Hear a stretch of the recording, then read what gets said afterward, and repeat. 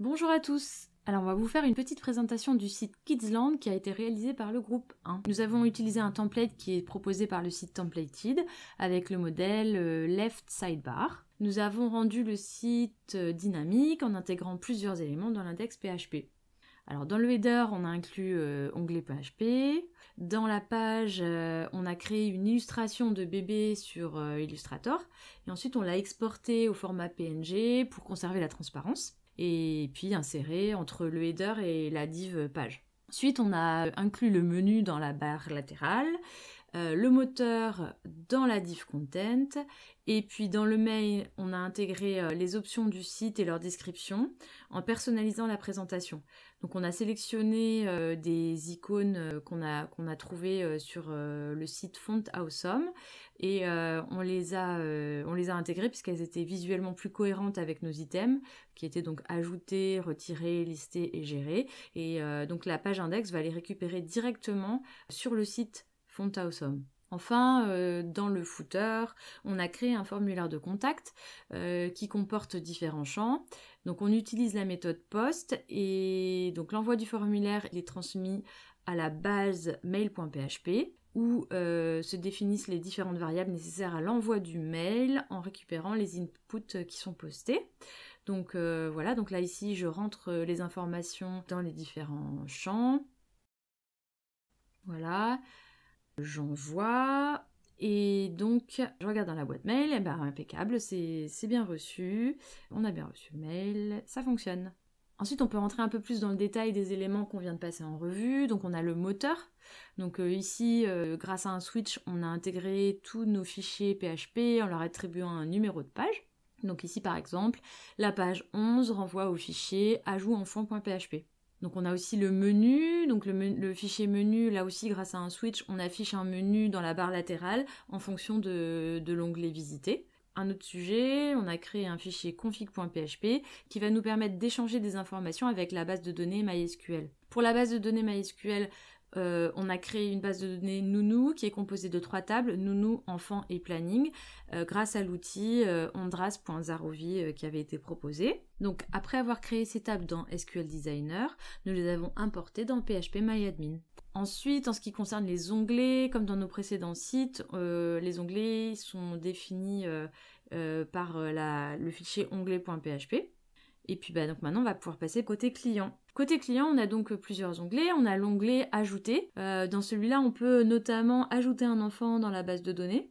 Donc on est d'abord sur ajout enfant 0. Dans ajout enfant 0, on a un formulaire qui permet de renseigner les noms, prénoms et dates de naissance de l'enfant. Et puis donc grâce à la méthode POST, ça nous renvoie vers la page 11, qui est donc la page ajout enfant. Sur ajout enfant, on récupère dans le tableau des postes les informations qui ont été rentrées dans les champs nom, prénom et date du précédent formulaire. Et puis alors notez ici qu'on a testé l'utilisation de MySQLi Escape String qui permet d'échapper les données pour qu'il n'y ait pas d'erreur de syntaxe à cause des guillemets et autres et qui est une bonne alternative à l'anti-slash. Donc là on fait un écho, on insère les valeurs dans la table enfant et donc on peut aller vérifier que l'enfant qu'on vient d'entrer se trouve bien dans la liste. Donc parfait, il a été enregistré. Alors on peut faire la même chose avec les nounous, donc c'est la même méthode, on ajoute une nounou dans la base de données, sauf qu'ici on entre le code postal de la nounou plutôt que sa date de naissance. Donc vérifions que la nounou est bien entrée dans la liste. C'est bon, elle est là. De l'autre côté, on peut retirer un enfant ou une nounou si on s'aperçoit que l'on s'est trompé. Donc là, c'est la même méthode que pour l'insérer, sauf qu'ici, au lieu d'insérer, de insert, on supprime de la base. Donc ça avait l'air assez simple au départ. Et en fait, on a été confronté à une difficulté, c'est que cette action de supprimer n'est possible que si l'enfant n'a pas de planning défini ou si la nounou n'a pas de planning défini.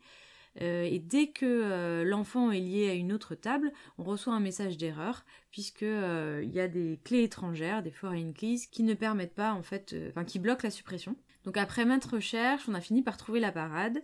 Il fallait aller modifier les paramètres de suppression directement dans la table planning dans PHPMyAdmin et donc choisir l'option cascade. C'est-à-dire que si la relation est supprimée, cela va supprimer en cascade les liaisons avec les autres tables. Ensuite, on a un onglet qui s'appelle Gérer le planning. Donc dans cet onglet, on a deux options. On a l'option Mettre en place une garde à des dates données et l'option Arrêter cette garde.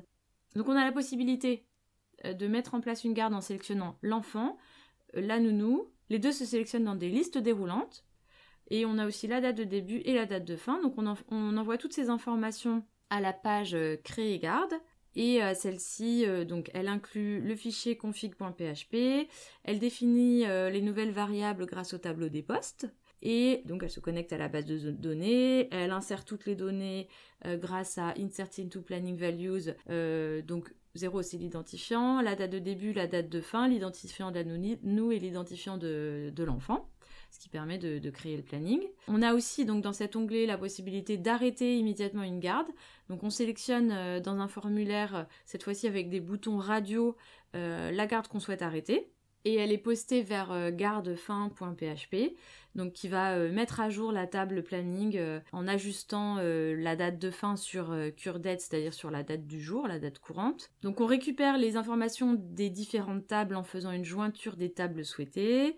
Alors ici, comme il y a un risque de confusion avec les noms, prénoms des nounous et de l'enfant, on va identifier les différents éléments en mettant des alias. On aurait aussi pu utiliser as, comme on va le voir après. Ces alias nous permettent de faire un écho précis.